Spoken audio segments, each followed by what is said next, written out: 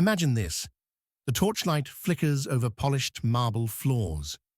Perfumed air drapes the room, where music plays softly. Lyres, flutes, the low hum of voices. You're not a senator, not a gladiator, not even a noble guest. You're the one behind the curtain. The planner, the organizer, the quiet force who ensures Rome's most hedonistic evenings run without a hitch. Welcome to a day, no, a night, in the life of a Roman orgy planner.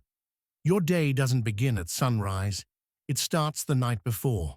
You lie awake, mentally cataloguing wine deliveries, counting amphorae, checking honey reserves, figs, dates, dormice.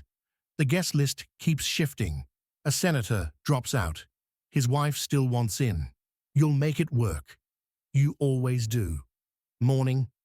You rise before the cooks, before the bath attendants, before the slaves who will fan guests with ostrich feathers.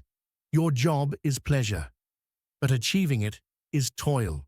You check the villa. Fresh reeds are laid on the floor to mask odors. Musicians are rehearsing. You ask them to play softer, slower. This isn't a military parade, it's seduction in sound. Now, the food. It must be lavish, yet artful. Flamingo tongue, already ordered.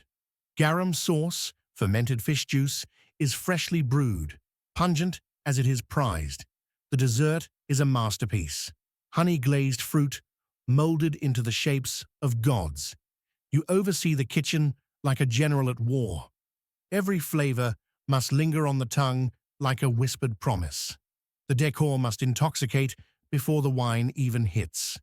Drapes of Tyrian purple, tables inlaid with ivory, rose petals sprinkled like secrets across couches. Everything must be soft to the touch. Cushions, fabrics, even the fruit. Pleasure begins with texture. The guest list is crucial.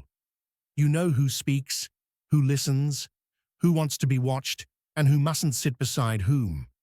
It's politics laced with passion. If a guest is offended, it's your reputation on the line, not the host's. Yours. You brief the entertainers, dancers from Gaul, poets from Athens, acrobats whose bodies defy logic. They must perform at precise intervals. Keep the energy high, then low, then high again. Orgies aren't chaos, they are symphonies. The bath chamber is warmed, oils heated, slaves assigned to massage and tend. Wine is poured, never too strong. Intoxication must be gentle, not overwhelming. Candles are trimmed, incense lit. You walk the perimeter, inspecting like a soldier before battle. And then, night falls. The first guests arrive. Laughter echoes through the villa. Gold glints on wrists and ankles. You glide from room to room, invisible, yet ever present. A whispered word here, a signal there. Someone needs more wine.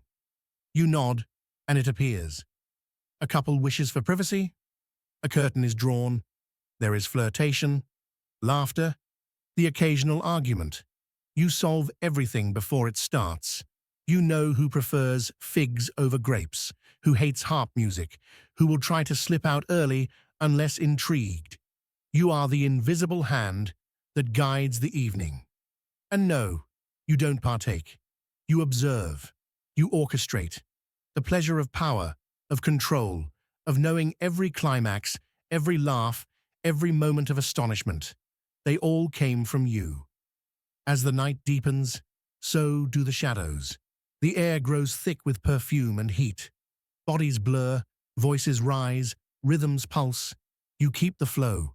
Ensure the transitions from feast to flirtation, from conversation to caress. Time dissolves. By dawn, the guests are asleep or gone. The villa is silent, but disheveled. You walk the echoing halls. The aftermath is yours too. Shattered cups, wilted petals, discarded togas.